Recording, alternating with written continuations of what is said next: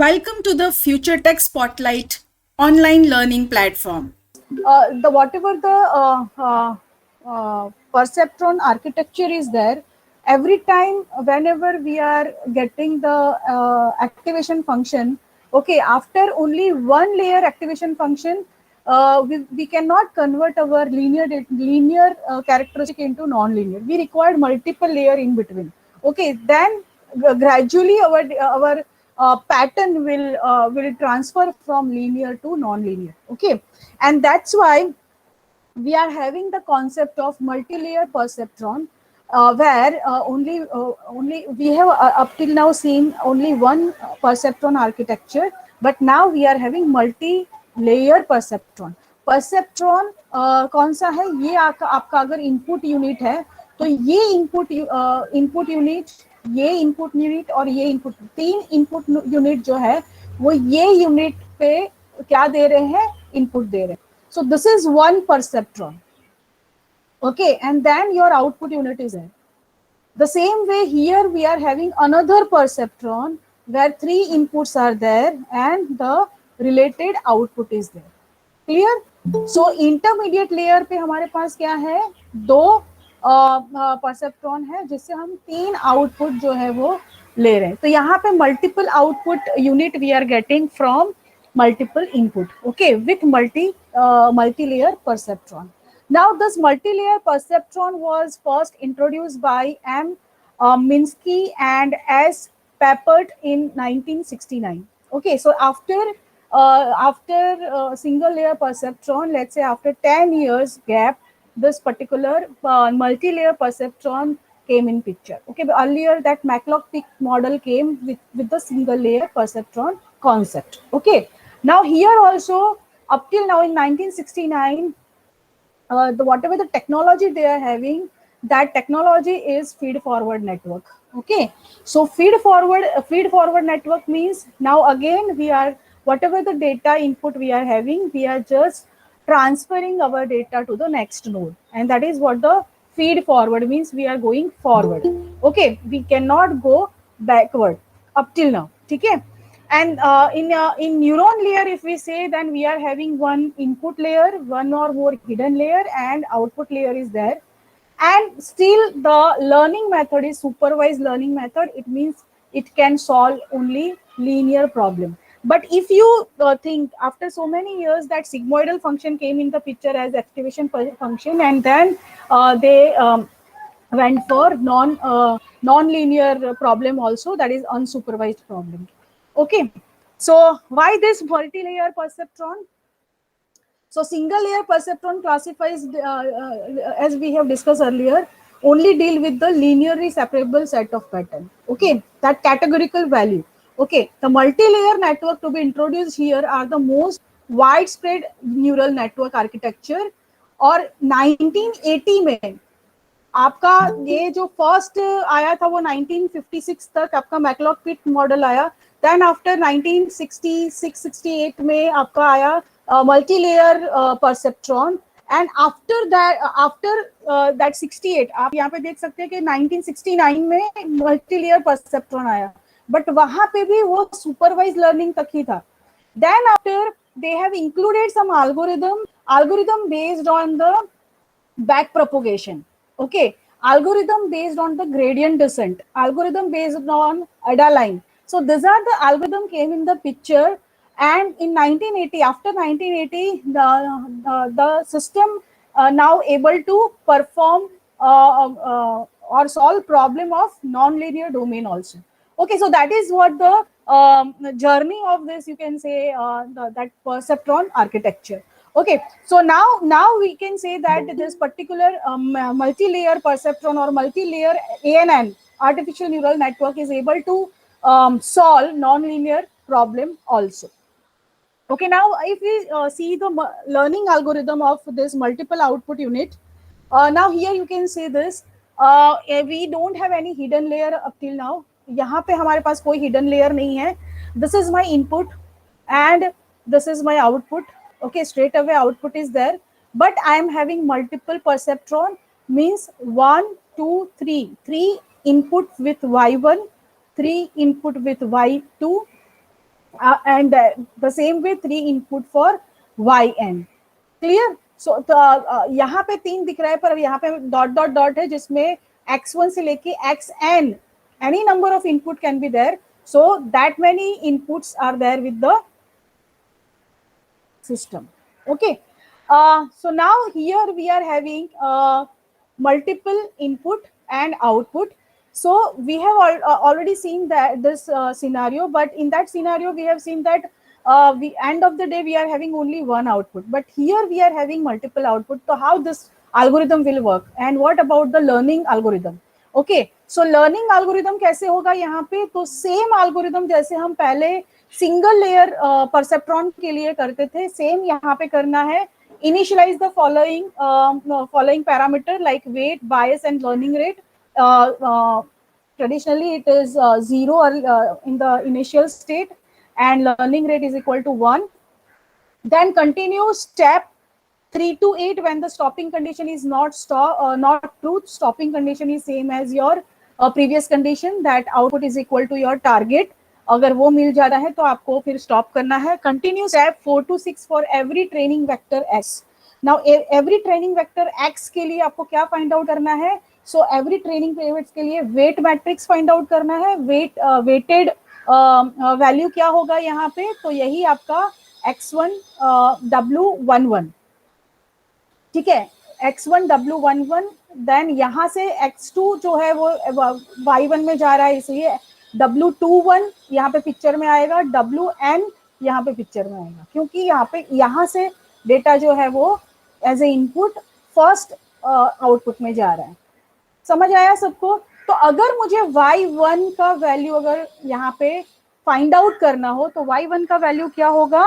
It's a summation from 1 to n xi wij. क्यों ij लेना पड़ेगा हमें? Where i is equal to 1 to n, तो i की वैल्यू यहाँ पे चेंज होती जाएगी, w11 फिर w21 31 41 n1. वाई? बिकॉज ये सारे जो यूनिट है, ये सारे जो इनपुट है वो ये आउटपुट से कनेक्टेड है. तो सेम वे जैसे हमने पहले काम किया था, तो उसको इंडिविजुअल वन सिंगल परसेप्ट्रॉन के हिसाब से देखेंगे. तो y1 इज 1 परसेप्ट्रॉन आउटपुट, और उसके लिए 3 ये सारे इनपुट है, तो उसको प्लस करके आपको वैल्यू लेनी है. फिर इसके लिए same for y2 y3 up to yn. इतना क्लियर हुआ स्टेप 5 तक सबको? Any question up till now students? Any question up to y1 step 5? Ma'am repeat step 5. Okay, so step 5 में हम क्या कर रहे हैं अखिलेश? हम लोग ले रहे हैं y in का मतलब होता है sigma xi wi plus b. ठीक है ना?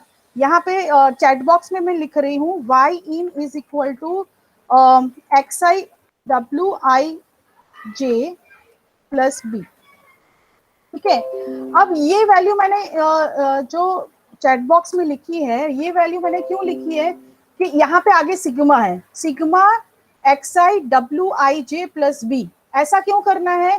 क्योंकि y in की जो वैल्यू है, तो पहले y1 की वैल्यू आएगी 1n.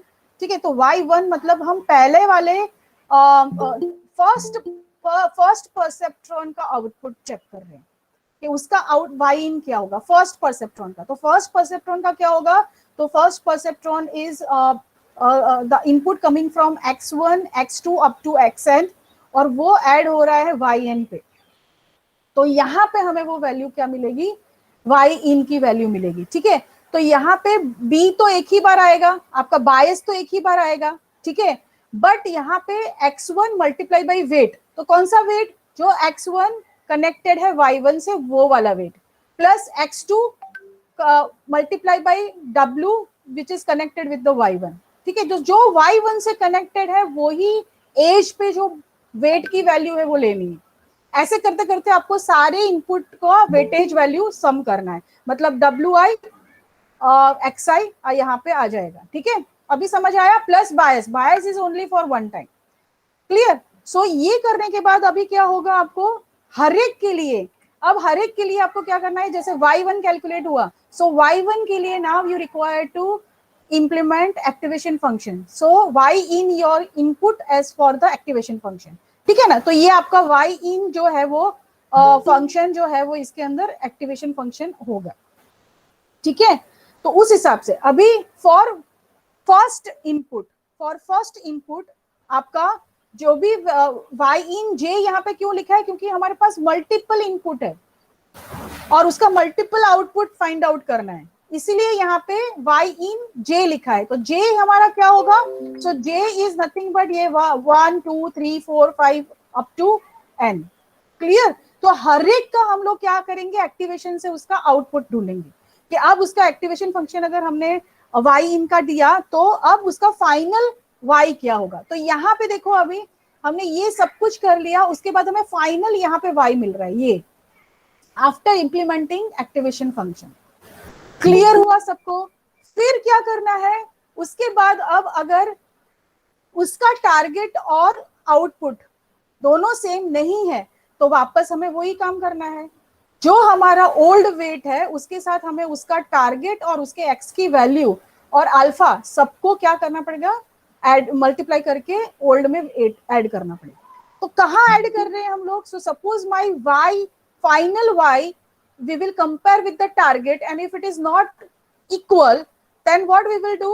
तो यहाँ पे हमारे पास पहले कितने इनपुट है, तो x1 से लेके xn तक के इनपुट है, उतना आपको क्या करना पड़ेगा, W11 वो फाइंड आउट करना पड़ेगा। तो W11 न्यू W11 क्या होगा, तो old W11 plus alpha t और x1 की वैल्यू, ठीक है ना। फिर आपको करना पड़ेगा W21, तो W21 क्या होगा, अल्फा t एंड x2 की वैल्यू, फिर 3 अप टू xn तक, इसको जितने आपके इनपुट है उतने तक आपको काउंट करके वापस से वही न्यू आपको वेट फाइंड आउट करना पड़ेगा और बायस के लिए अल्फा टी से नया बायस कैलकुलेट करना पड़ेगा।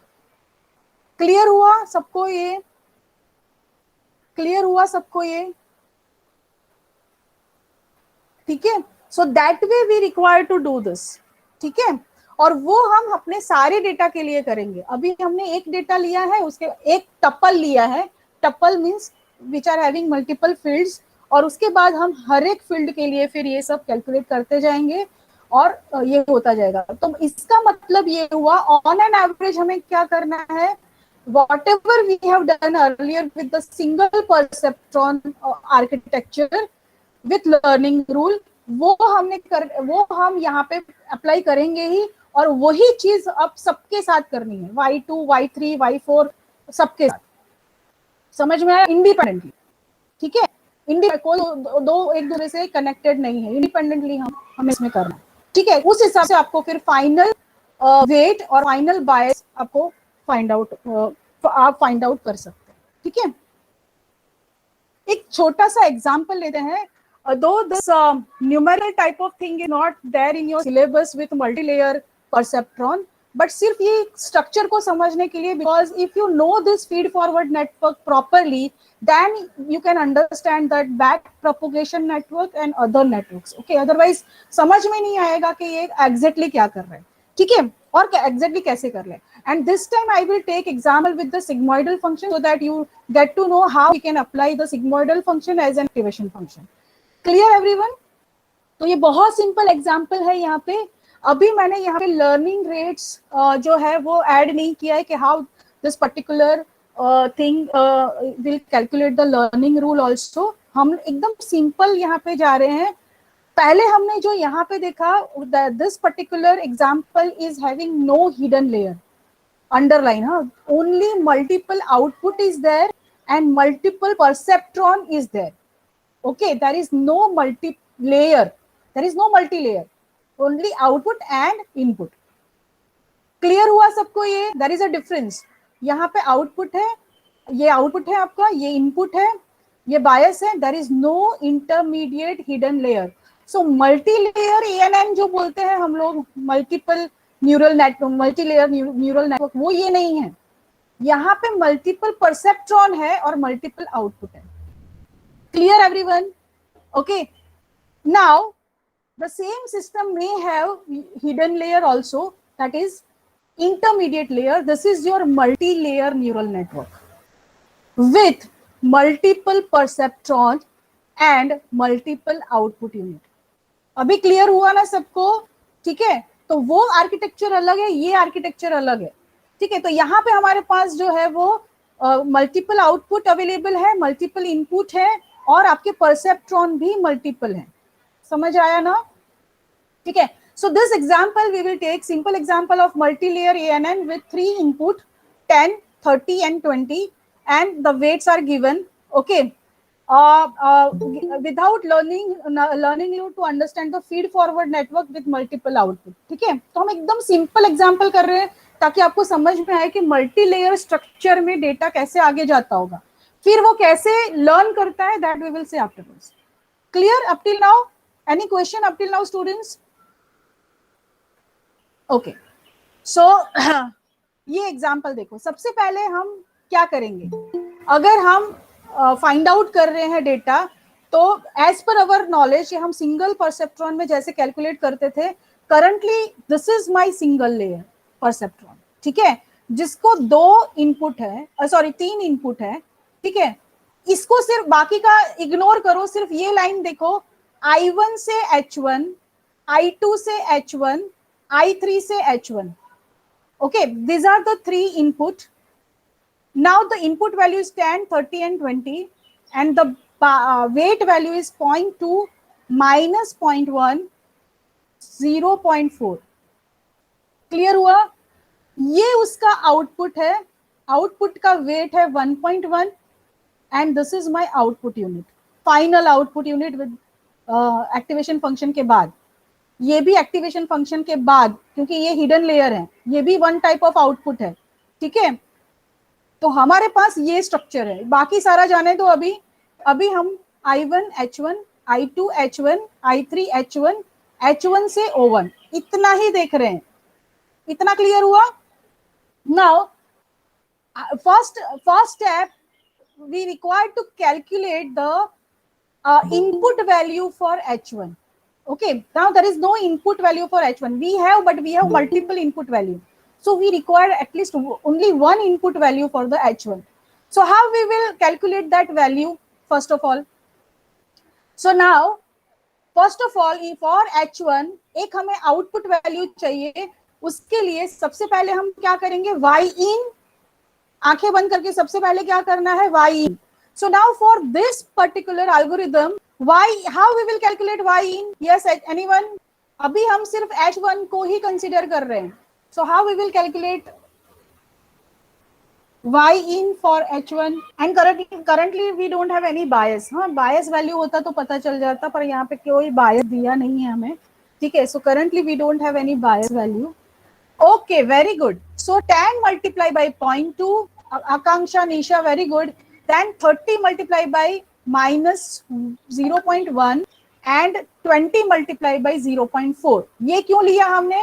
This is what the weighted input we are having. ठीक है, प्लस बायस, बट बायस नहीं है तो 0. क्लियर हुआ? तो ये पॉइंट हमने कैलकुलेट किया अभी। Can you see this? So this is my Y in and the value is 7.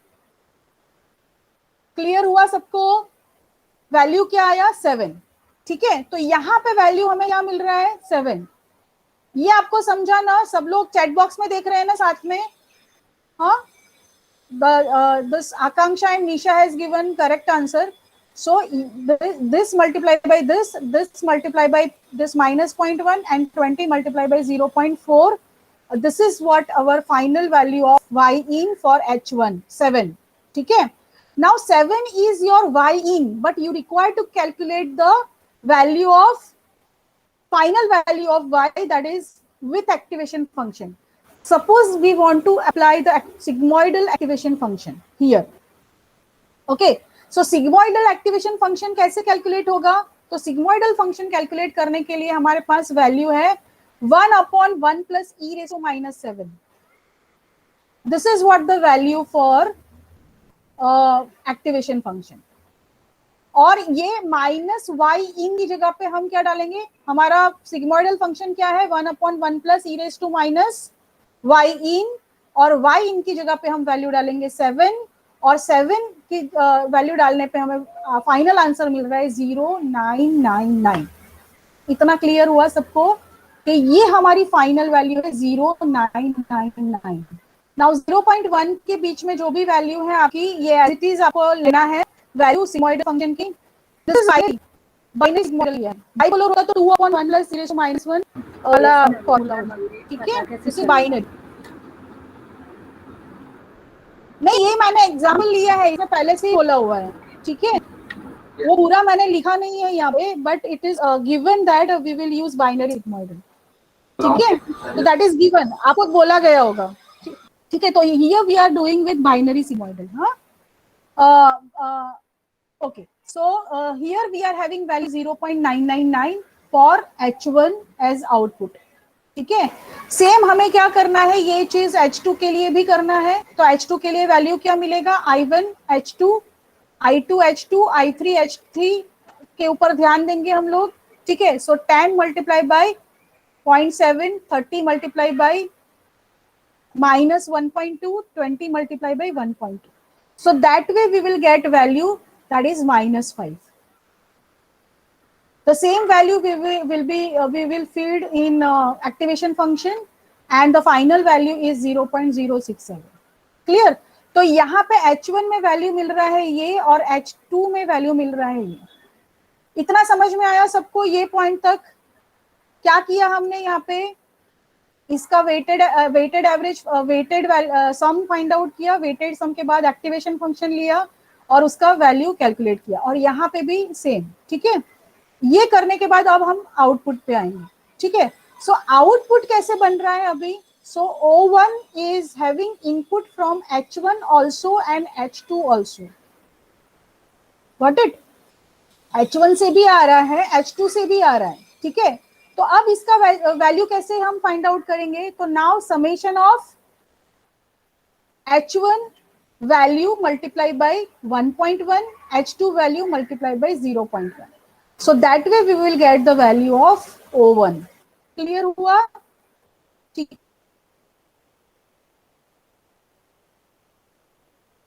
है।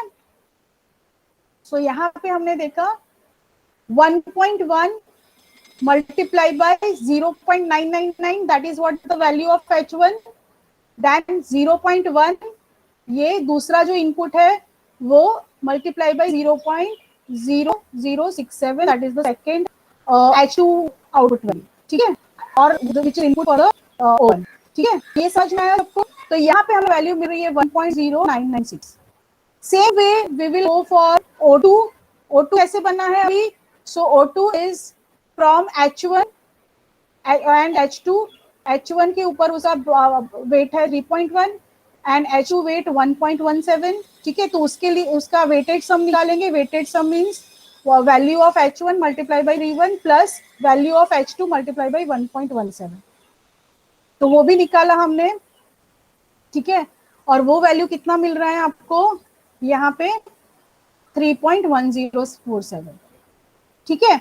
So that way now again we are having the value y in for O1 and y in for O2. This is y in.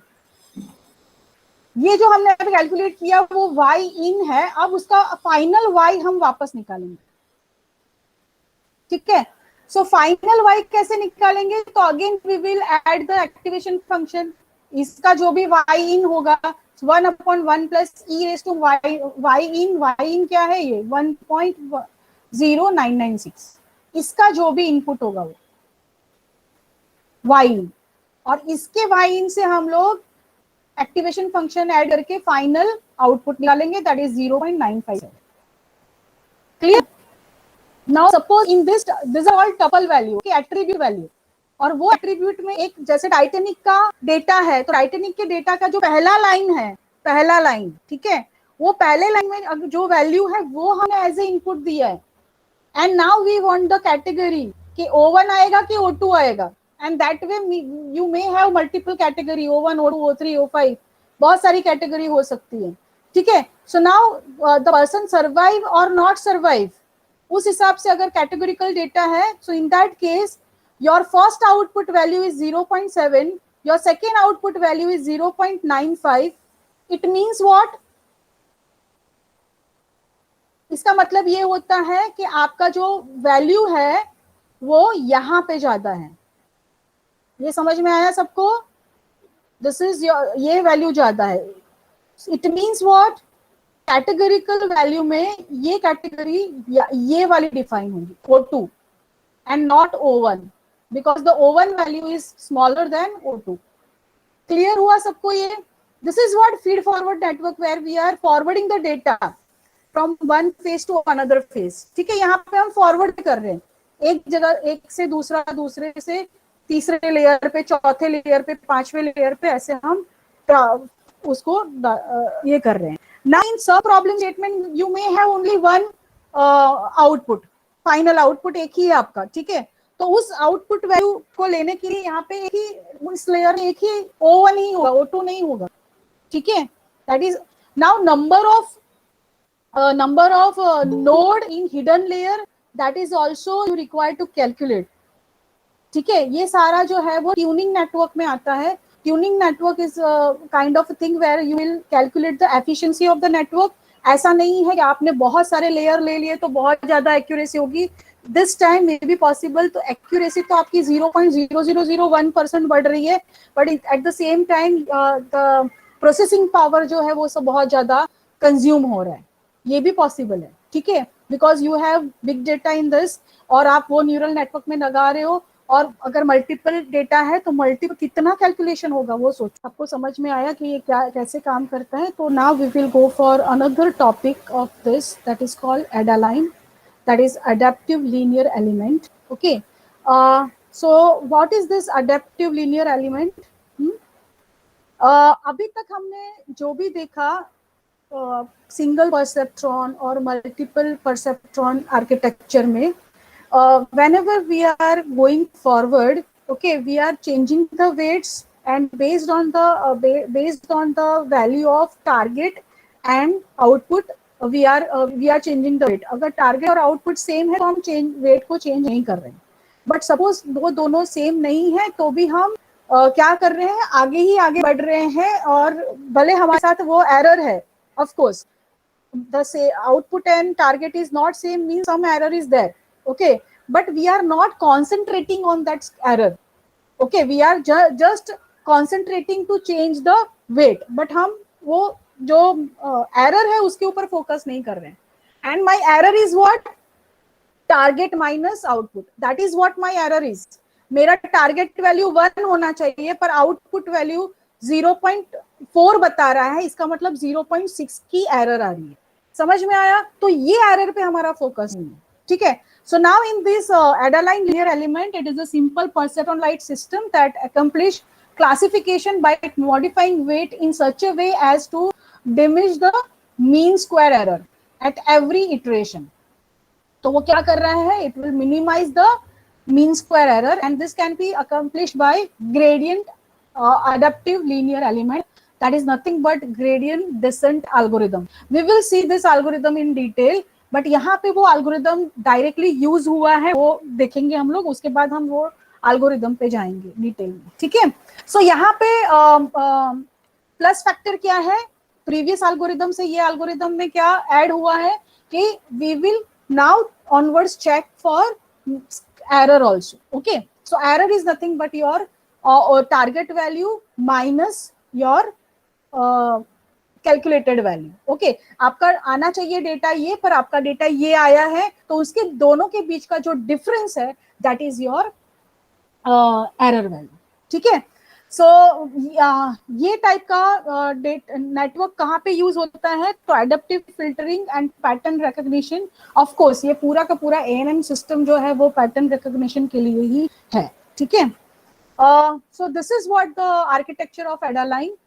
In this Adaline architecture, whenever we are calculating the summation, हम जब y in calculate करते हैं और उसके बाद activation function से final y calculate करते हैं, that particular value we will compare with the target, और अगर वो नहीं है तो हम फिर वो डिजायर्ड आउटपुट में कितना डिफरेंस है वो हम वापस रिटर्न करते हैं। ठीक है, और उससे समझ में आता है एल्गोरिथम को कि okay this much error is there in the algorithm जो मैनेज करना है। ठीक है, so that is the key value.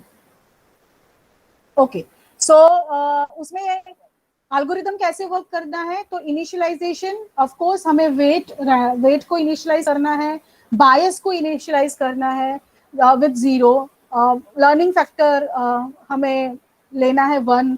Now this learning factor is very very important for each and every algorithm, and we are always saying that the learning factor we require to take as 1, but which learning value we require to take, that is also based on trial and error method. Okay, उसके लिए भी बहुत सारे iteration करने पड़ते हैं कि कौन सा लर्निंग वैल्यू जो है वो सबसे ज्यादा इफेक्टिव है ये पर्टिकुलर प्रॉब्लम सॉल्यूशन के लिए. ठीक है, so that also we will see with the gradient descent. Okay, हाँ, तो पहले हम क्या करेंगे, first we will initialize weights, bias, learning rate and threshold value. ठीक है, and after that what we will do, we will feed this value and we simulate the network. Simulate the network means यहाँ पे हम activation function को implement करेंगे, then we will calculate the error between the input and the output, that is what the error function is there, and then we will adjust the weight value and repeat until the total error is less than the epsilon. So whatever the epsilon value is given, उसके less आपकी total error होनी चाहिए, that is what the mean square error is. Okay, so that is what the algorithm is.